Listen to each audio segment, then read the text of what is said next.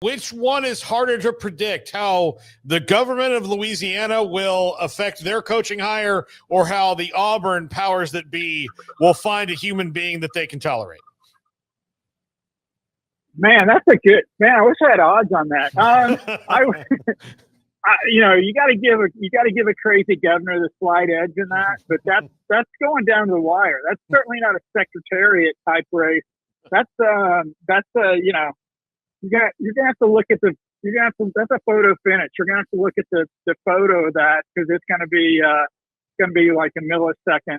I mean, it's different, and obviously Lane Kiffin is front and center with the Florida and LSU searches, whether he wants to be or not.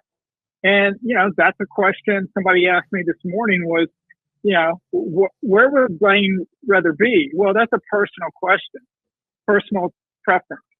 But I do know that I think any normal person would look at those two jobs. And I think you could say LSU historically is probably the better job. I mean, just simply the fact that the three coaches before Brian Kelly all won a national championship within their first 4 years there. But currently you've got a school that does not have a president and does not have an athletic director, and as a governor that basically just fired the athletic director. So do you really want to go into a situation like that, not knowing, who's the boss, too many cooks in the kitchen, all that stuff? It doesn't mean Kiffin's automatic to Florida. I mean, there's still a chance he could stay at Ole Miss, but certainly the point you brought up about the politics in Louisiana and involved with the LSU job. And look, this isn't like something that just happened. This has happened a number of times.